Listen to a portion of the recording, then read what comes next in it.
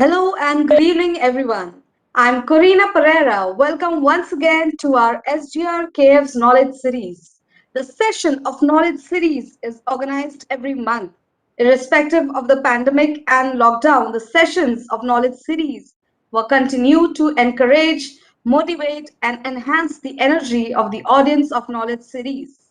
Knowledge Series is a point of origin for the Central India's first multilingual literature festival, that is Orange City Literature Festival, OCLF Nagpur.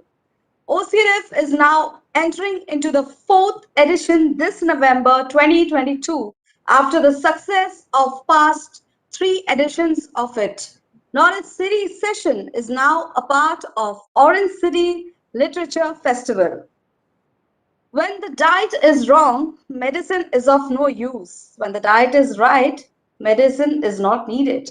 Increasingly sedentary lifestyles and the dominance of processed foods in our diets has led to a spike in a range of diseases in recent times. Our ancestors, however, had a firm understanding of the connection between eating right and staying well. They saw Ayurveda as all that is conducive to long term health and well being, a balance between food, body, and mind soul. To help make Ayurveda an integral part of your life, we have today with us Ms. Sonal Chowdhary, who's going to share her experience on the Ayurvedic kitchen, ancient wisdom to balance body, mind, and soul.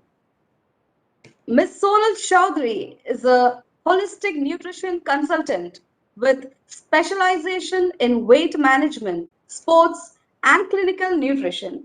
She is a certified Ayurvedic nutrition consultant and a medical yoga therapist. She is also certified holistic cancer coach from the Center for Advancement in Cancer Education, Richboro, PA, US. She is an exercise prescription from the American College of Sports Medicine, approved exercise science academy. She has also authored a book, Traditional Recipes for Pregnancy and Motherhood. We welcome you, ma'am, to our SGR Knowledge Series. Thank you so much for having me here. Today, we have a moderator in conversation with Sonal ma'am, Dr. Shakti Sharma. Dr. Shakti Sharma is a doctorate in food and nutrition and has qualified UGC NET. She received her master's degree with a gold medal in food and nutrition from Rani Durgavati University, Jabalpur. She subsequently completed her internship from AIMS, New Delhi, and Koitram Hospital, Indore. Dr. Shakti Sharma is an academician and a holistic clinical nutritionist specializing in weight management and sports nutrition for young athletes. She holds a teaching experience for over 12 years in reputed undergraduate and postgraduate institutes of Nagpur. We welcome you, ma'am. Thank you so much, ma'am, for giving a beautiful introduction. And I welcome Dr. Sonal on today's talk. Shall I take over? I would now request you, ma'am, to kindly take over the session. Yeah. Thank you so much. Dr. Sonal, it's really lively to see you today. And I think Ayurveda is based on the concept that every physical creation is made up of five elements known as the Panch Mahabhuta, the air, the water, the fire, earth, and space. And in your book also, you very well talk about that body is a balance of food, mind, even the sleep pattern. But before I start, I want to know, you being a clinical nutritionist, what brought you to this concept of Ayurveda and made you write a book on it? Yeah, thank you for the question. And so, you know what Ayurveda we all believe generally is that is a medical system. But honestly, Ayurveda is the science of life. So it has two aspects to it. One is the curative aspect, where which goes with the disease treatment and medicines and other shodhan kriyas and all that they do. And second is the preventive aspect of Ayurveda, which talks about your daily regime, that is called the dincharya, or your food habits and the way you should conduct. It also talks about exercise, pranayam, yoga, and as well. So when I was writing my first book, which is the traditional recipes for pregnancy and motherhood, I realized there was so much Ayurvedic wisdom in the traditional foods that we have been eating. And it really got me interested, like, um, It is something that people should know about. And also in my practice as a nutritionist, people, clients or patients would come and ask me, Sonal, I'm not able to digest salads or some foods which they used to think that they are healthy, and they should be eating that, and they would have get some reactions to all those. So it made me think, it's very important that people should know what is good for them and what is not good for them, because there is no blanket approach to anything. Like, even if one food may be good for the one person, and the other food may not suit the same food might not suit the other person. And this is where Ayurveda talks about personalized nutrition. And that is how, I came to write about this book. The same thing which you told about, like Ayurveda talks about this panch mahabhutas. So accordingly, these panch mahabhutas, which are the five elements, they combine in certain permutations and combinations and form the three doshas, which are the vat, pit and kapha.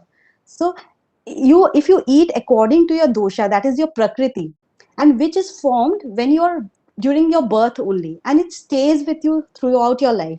So if you eat according to your prakriti or the dosha, then you are in balance and homeostasis, and you will be disease free. So that is why this book was written, so that people can understand Ayurveda in a very simplified way and incorporate the principles of Ayurveda in their daily living and attain optimum health. Yeah, it's very well said, Dr. Sonal, that we are made up of the element, and when we are made up of the air, water, soil, and the composition is affecting my dosha, I have to eat in balance with that. I think we are moving towards the ancient history, and we're talking about the sleep pattern now, and why everyone is not suited with the raw fruits. Somebody needs cooked food To only. food. Definitely, we'll Exactly. talk more on this, but Dr. Sonal, my second question is, do you think the concept of the clinical dietetics or the scientific knowledge differs from the Ayurvedic concept of nutrition? See, Do I we have would to not. forget everything and then start with something, or there is a balance over there? No. So, see, every system of medicine or knowledge, you will say, has some pros and cons to it. So it has to be integrative. That has been my approach. So there is, there you need to understand, like when we talk about clinical nutrition and medicine, what they talk about in that is about carb. They look food in from the point of view of carbohydrates, proteins, and fats. But Ayurveda looks at food from the point of three gunas, that is the sattvic, rajasic, and tamasic, Right. and how these gunas have affect your mental state. So now we are talking in medical science about gut brain axis, but Ayurveda has been talking about it since long time back. I So think yes. whatever you're eating has an impact on your mental state also. So if eating light foods like fresh food, fruits and vegetables, you're more energetic, you're much more calmer. And if you're eating stimulating foods like tea, coffee, or heavy rich food, then the rajasic gun comes. So those are the rajasic foods which will make you feel hyperactive or restless and insomnia or all those kind of issues. And if you eat stale food or with a lot of preservatives, processed foods, alcohol, those will have tamaguna, which will make you lethargic and lazy and a lot of sleep during the day and all that. So the kind of food you eat also has an impact on your mental as well as your physical state. So this is one thing which Ayurveda like really talks about. When it talks about food, it doesn't look food as carbohydrates, proteins and fats, or the macro or the micronutrients. Secondly, Ayurveda also talks like every individual has to eat according to their constitution, like how we just talked about the prakriti, the dosha. So it doesn't look, there's no fixed rule that this many grams of protein the person should have. So if you're a vata type, maybe you need those many, like nutrition side would say you need these many grams, but the person is not able to digest, so you just can't give them. So you have to look at in a different way, how, what kind of foods you can give to that kind of, to that person with a certain constitution or a dosha, and then balance their meals. And there are some overlapping similarities also, like Ayurveda talks about mindful eating, which even nutrition science talks about, to eat mindfully, chew the food properly, and about portion control, like eat in proper portions, not overdo or overeat. So it's a mix actually of both. Like, there are some similarities which we can take and there are some new it's a approach Concept. is different. Yeah, the approach is different to food. So that is Definitely. how it is. So you don't have to leave anything. You have to encompass all, you have to be integrative about your approach when you look at food. Yeah, Dr. Sonal, you have actually opened a Pandora. You know what happens? We had all Mm. these things earlier also in our diet. We had the achars were there. We had the Yeah. fermented kanji. Even the oil that we were using earlier, we moved from the good quality fat to the plant-based fat, and now we're Yeah. moving back to that. So Yes. I don't think it is something new for us. It is just to reinculcate those habits in our diet. Like waking up Yeah. early in the morning is very important habit. For that, you have to Yeah. sleep early. So I think it is Yeah. just that we are going back. And maybe I think we should thank the, the rise in the diseases which has brought us to the light. Ki we have to think back where we are going wrong. Yes. Another thing, Sonal, I want to ask from your book. When I read, I came to know that I am of the Kaf Vat Prakriti person. So I just want Mm. to tell if you can tell your individuals how they can identify ki which Prakriti does their body belongs to. Okay, so there's a dosha quiz in the book, which has, and if you take it's a very simple to do quiz. So you just give marks and you can relate to it also. So I'm sure when you took the quiz, you can, oh yeah, this trait belongs to me. This is how I am. So, Ayurveda has divided, like, for suppose if somebody is Vata person, they'll be generally thin, and there'll be a lot of dryness in the system, and their digestion will be very erratic. Sometimes they'll be very good at, they'll feel very hungry, and sometimes they wouldn't want to eat. So and also the mental state, they'll start some work sometimes, and then all of a sudden they'll just give it up. So every like this, for pittas, they are very good metabolizers, like they can digest anything. So and kapha, like again, they are very slow, they, we call that, they're slow metabolizers, so they eat very less, or they, and obesity is like a kapha person. So you can actually take this quiz, and you can know like what is your prakriti, and then you can tweak your diet accordingly. So it is pretty easy. It's a simple quiz. You just have to give points to the questions that are there, and the total which comes will tell you exactly what kind of. If suppose you are a Vata and Kapha, so the dominant one. What was the dominant one for you? Was it the Kapha or the Kapha. Vata? Huh? Kapha. Kapha. Kapha. Yeah. So you are the Kapha person then, Definitely. with Vata qualities. So the dominant one is the main quality of the And it also says person. with the changing weather, the properties change. Like if it is winters, then the kapha would be dominant, but if it is summers, Yes. the pitta will be dominant. Yes. So I think Yes. this is a new concept for the listeners right now. If I come to know that my body property is like this, so how can I manage my diet related to that? What simple tricks you can tell that? Yeah, so like if suppose in winters, again these, all these prakritis are based on the seasons also. So in winters is the kapha which is the highest, but when spring comes, then kapha becomes like, it's a prakopa, we say that the kapha becomes very aggravated, and that is why all these diseases of cold, cough, in spring, like all these kind of sinus problems and all erupt, and then we have to give the children. So we have to eat foods which will dampen the kapha, I mean, which will balance the kapha. So again, there's a concept of rasa in Ayurveda which talks about taste. So there are six tastes basically: sweet, salty, sour, spicy, bitter, and astringent. So when the kapha is aggravated, then we need to eat bitter, pungent, and astringent foods which will balance the kapha. So light, drying, warming foods will balance the kapha in the spring season.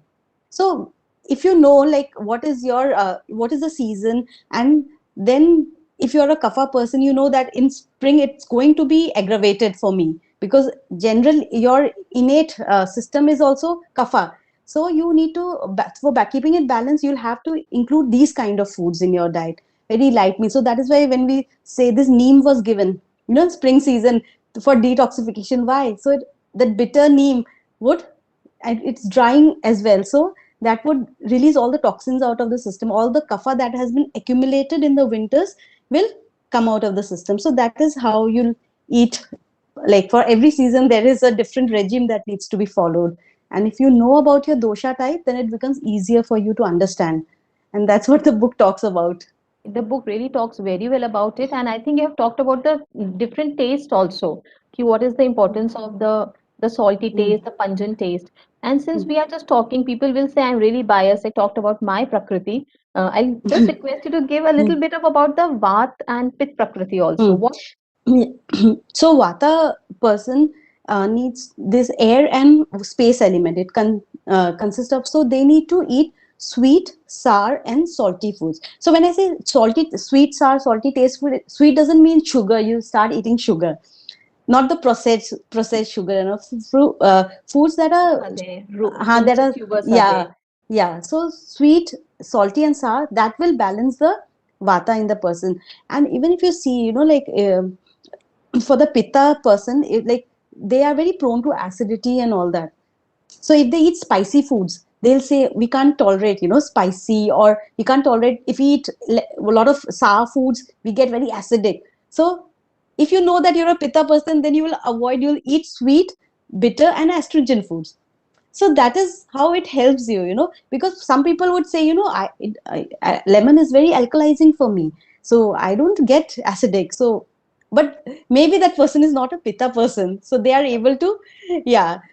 So if you know what is your dosha type, you can, tweak your diet, you can manage your food eating patterns and habits accordingly, and you know exactly, okay, this is not going to work for me, this is going to work for me. So that is the beauty of it. Absolutely. Dr. Sonal, another very important question is that ki in all the religions, we give a lot of emphasis to fasting. And I don't know if people are doing fasting in the right way or not, because to people around me, fasting means feasting. Instead of not eating a regular food, we eat a lot of fasting food. So, what is the Ayurvedic correct concept of doing a fasting? Yeah. Fasting, Ayurveda is totally pro fasting and really believes that it is very important.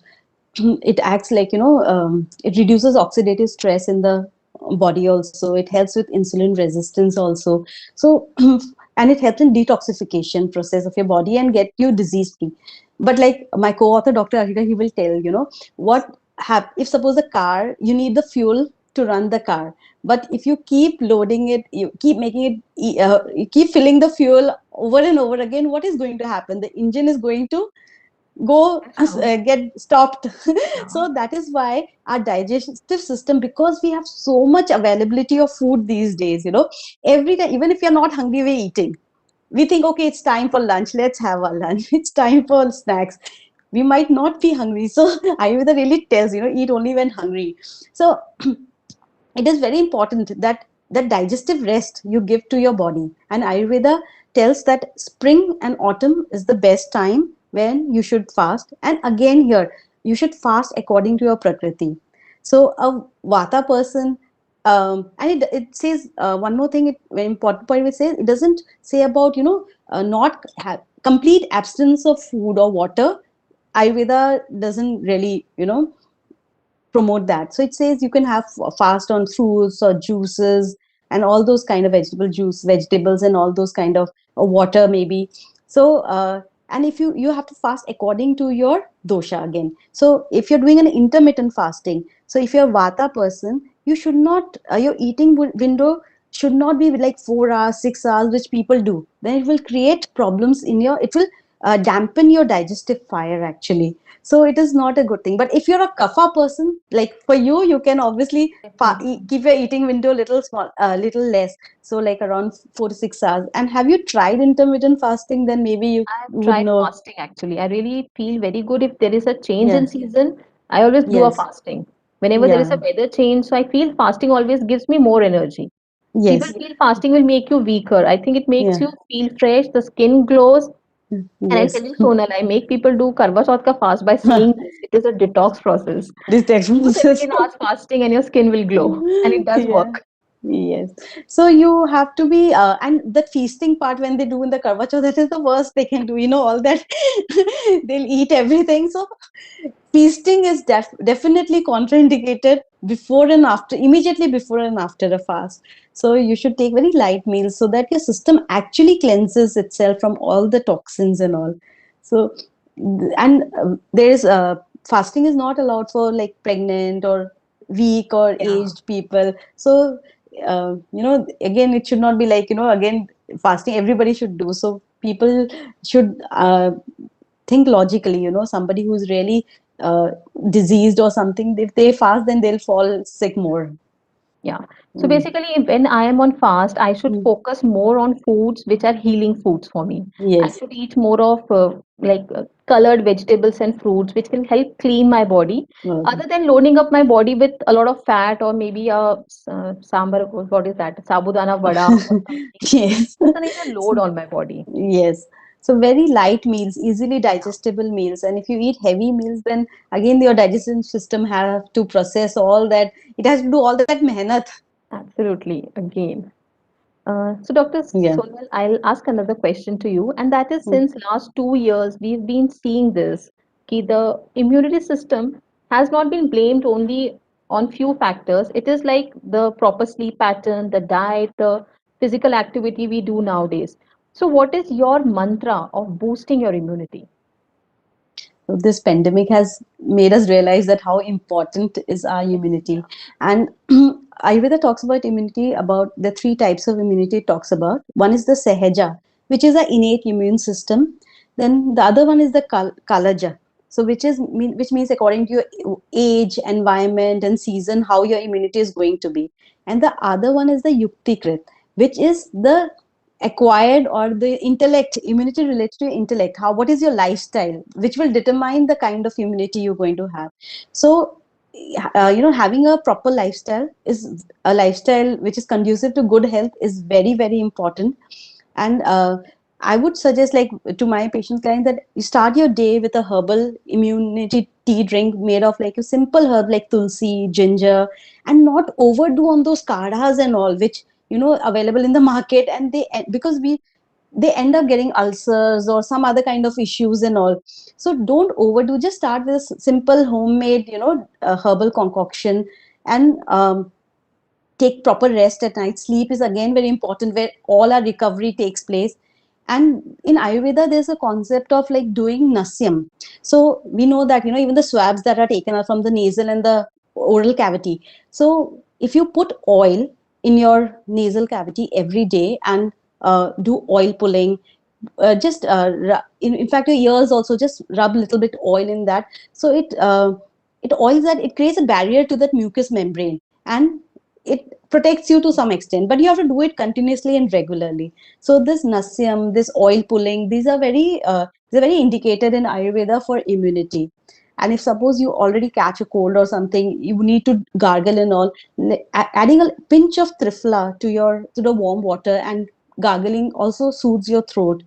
And taking steam with eucalyptus oil or mint leaves in it. So these things you can do to protect yourself or cure yourself with slight symptoms as well. And obviously eating according to your dosha. There's another very important point in Ayurveda which they talk about, is the pranayam. Doing Brahmari is very important to improve your immunity, because when we do Brahmari, the nitric oxide, like, dilates all the blood vessels and all.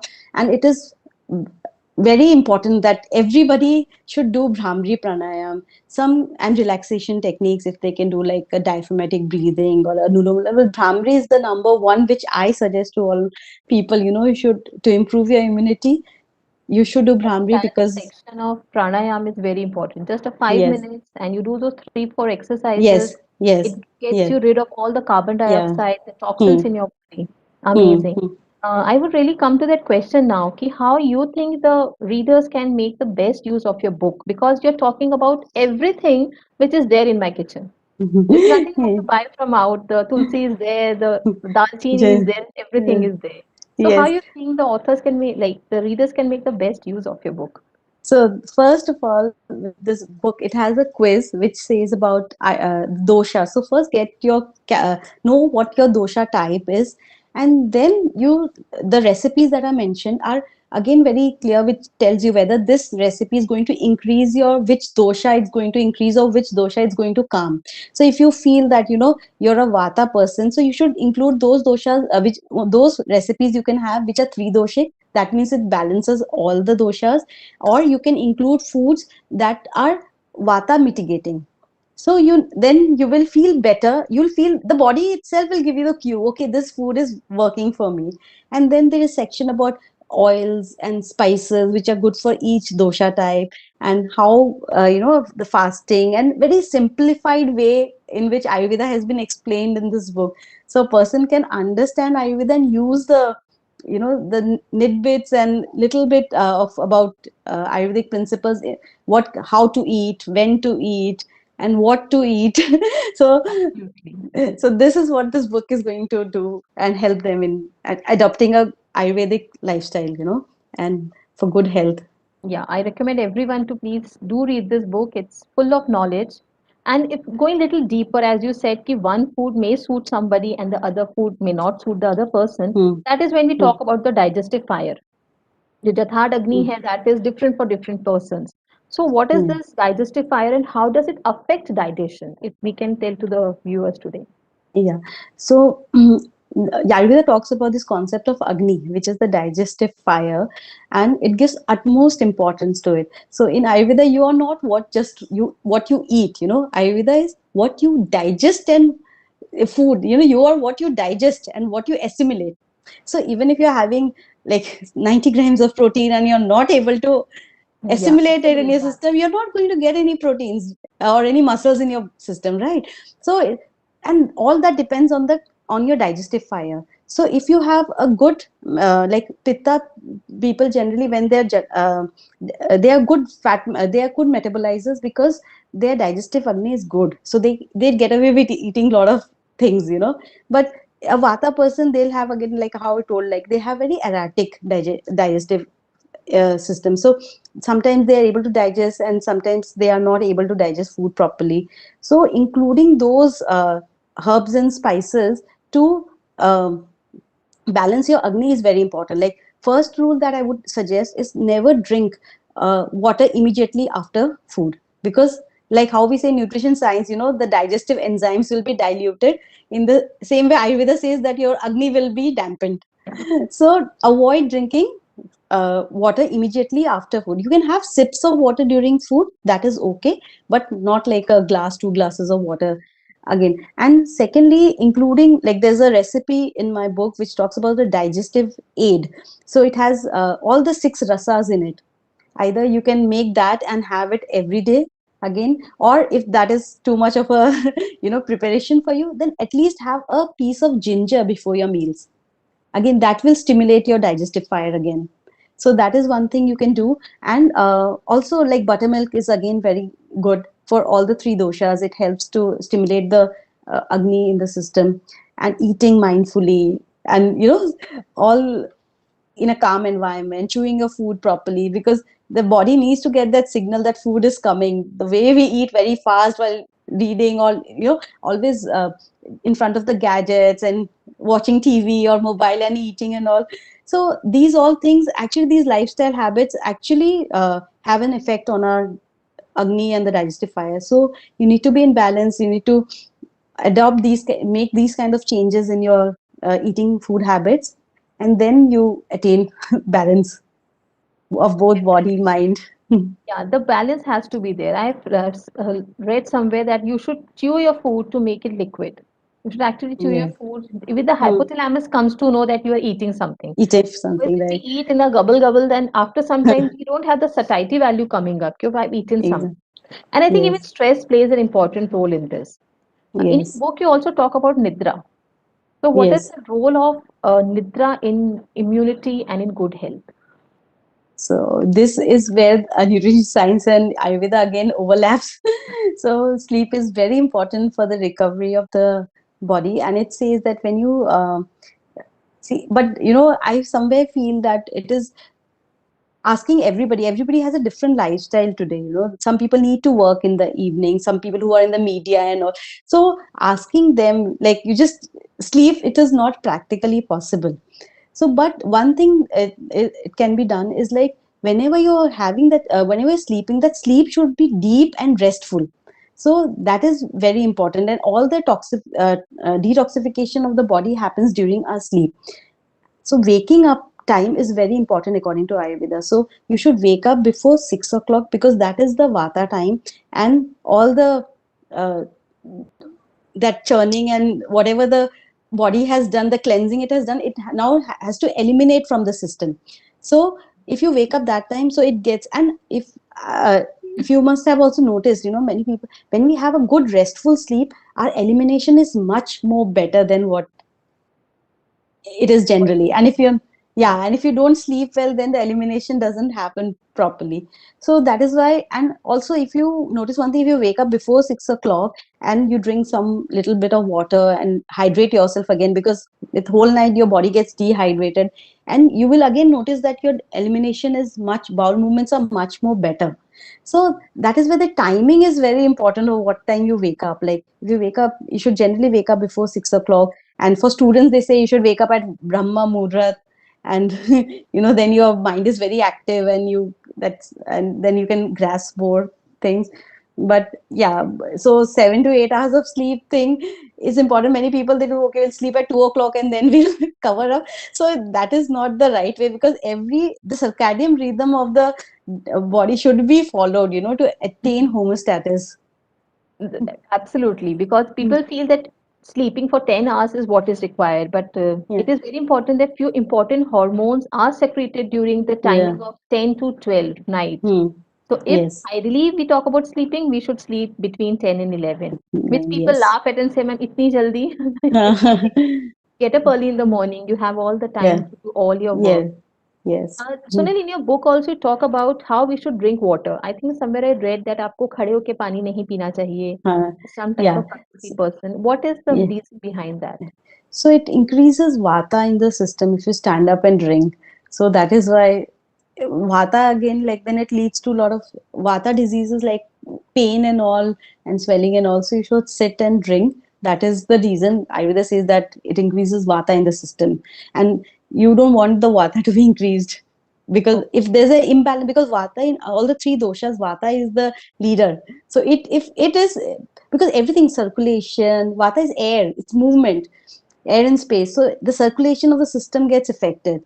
So you have to be careful. If suppose vata and pitta both are disturbed, you'll first take care of the vata disease. okay. So Right. that is how it works. So drinking water while you're standing it increases vata in the system. So it should be avoided. And then obviously you should not drink water immediately, like after your food. And then warm water is easier to digest according to Ayurveda. So you should opt for drinking warm water if that is possible.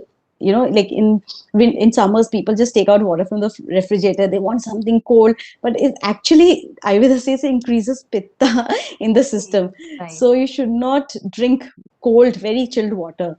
So that is contraindicated in Ayurveda. So drinking warm water is very much prescribed, and it is suggested that you should drink. And then according to seasons, you should boil water till half and all, which I think I've written in my book, but I think not many people would want to do it, like.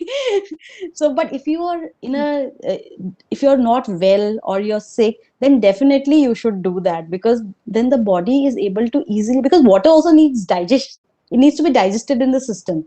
So hydration becomes very important. So you should boil water till half and then drink if you're not keeping well and all that. But if you, so that is why it was mentioned in the book. But in daily ways, daily, I don't think people will do it, but at least they can do this, that drink warm water and not drink water immediately after food, which is, and not drink water while standing. That much they can I do. think, Sonal, whatever you have written in your book, it is all backed up with proper research because Yes. Ayurveda is an ancient history which it has. Hmm. So it is all proven facts that we should follow the principles of life and we should go in harmony with nature. Which nature Yes. has told us time and time again that if you're not in my harmony, then I will Hmm. make you come in harmony with me. Hmm. So we Yeah. cannot go against nature ever Yeah. possible. Uh, Right. some of the few recipes which you have given in your book and you really want people to that is this is the best recipe, can you recommend some of the recipe in your book? Best recipe, all my recipes, I love them, that is why I put them. But Okay. there are a lot of 22, like of the 77, 80 recipes that are there, there are 25, 20 to 25, I think, are which are three doshas, which all the Okay. doshas can have.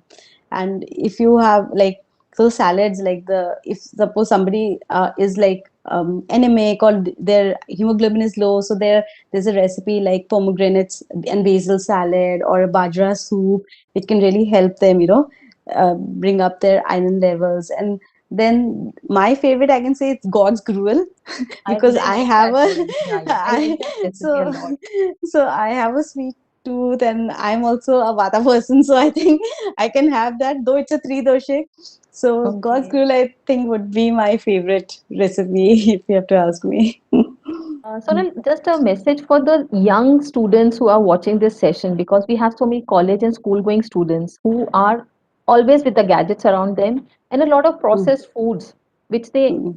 maybe peer pressure, they are forced to have that. So what mantra will you give to them ki why they should start focusing now on their good health and how they can align with the nature? Yeah. So actually, now I feel the youngsters are getting little aware of their, and the foods they're eating, because I have a lot of young clients and all who want to, you students and all who tell me, we want to leave. So they don't want to give away with their meeting their friends, eating out. So I tell them it's okay, but eating mindfully, making the right choices, even if you're out, look for grilled, poached, steamed, instead of, anything coming out of the packet which is stale. The stale food is something that is, causing most of the hormonal imbalances that they're experiencing. So, and being active, keeping your jathar agni, if you keep that digestive fire good in your system, you'll be able to get away with everything. So, keeping yourself active the whole day, not being sedentary, and if even if you eat out, eat in balance, and eat according to your dosha, your prakriti constitution, and listen to the cues that your body is given. Because whenever you eat your food, the body will immediately tell you how it makes you feel. So you don't have to ask, you don't need a nutritionist to tell you, this food will make you feel good or bad. Your body itself will tell you. So listen to your body cues, be aware of your environment and of your own self, and take care. So I think we're running short of time, but my last question would definitely be, what is your take on the oil or fat we should consume? According to Ayurveda, we focus a lot about on fats like ghee. So what is Yeah. the recommendation for that? Yeah, so for oil, like ghee is like considered like a medicine in Ayurveda. It's a carrier for a lot of medicines also, which are given to the patients and all. But for daily cooking, like if you're a Vata person, ghee is definitely indicated. You can have it, and for Pitta also, ghee is okay. But for a Kapha person, ghee is not indicated. And but again, everything in moderation is okay. If you can, so it's not like a thumb rule. Like you have to eat for your mind also. Sometimes you want to Right. have something in ghee, so you can't always be paranoid about, okay, I'm a Vata person, I'm a Kapha person, I cannot touch ghee. It's not like that. So in small quantities it acts like medicine, but you need to control. So for Vata person, you need calming oils. So like ghee, coconut oil, is olive oil, and um, even coconut oil they can have, and sesame oil a Vata person can have. For a Pitta person, you need cooling oils, like coconut oil. Again, they can have ghee. And a Kapha person, they will need this burning oils like mustard oil. Yeah, mustard oil. So yeah, so that is best Increase for the energy. and increase the energy. So that is how you can make choices accordingly, for the oils and all, according to your constitution. So everything boils down to your constitution and prakriti and Constitution. dosha. And it And we has to make be a choices. balance. Yeah. So So it was sesame oil, wonderful. basically, It's all the three. cooling oil. It yeah. Okay. Mm, So it was a wonderful talking to you, Dr. Sonal, and I would mm. end my talk with your own line, which says, "Food is the ultimate drug." Thank you very much for being with us today, and over to Yeah. the moderator. Yeah. Thank you. It was very nice talking to you as well. Thank you so much. Really, ma'am, it was really a wonderful session. I think all the viewers must have got all the answers related to it. Really, even I enjoyed and I got to learn many things which I didn't know. Anyway, before I conclude, I would like to express my gratitude to Ms. Sonal Chowdhary ma'am and Dr. Shakti Sharma ma'am for their informative discussion and for sharing their vast knowledge and expertise and for giving their time to the SGR Knowledge Foundation Knowledge Series. I would like to thank Mr. Sunil Raisoni, Chairman of the Raisoni Group of Institutions, for providing this opportunity as well as Westland Publication for the support of this session. Thank you to everybody for attending this session. This session will be there on our OCLF, that is Orange City Literature Fest, Nagpur YouTube channel, and SGR Knowledge Foundation Facebook page. We will be coming up with more sessions. Till then, stay tuned with us and please do subscribe our SGR Knowledge Series Foundation Facebook page and OCLF YouTube channel. Thank you. Okay, thank you. Thank you, ma'am. Thank you.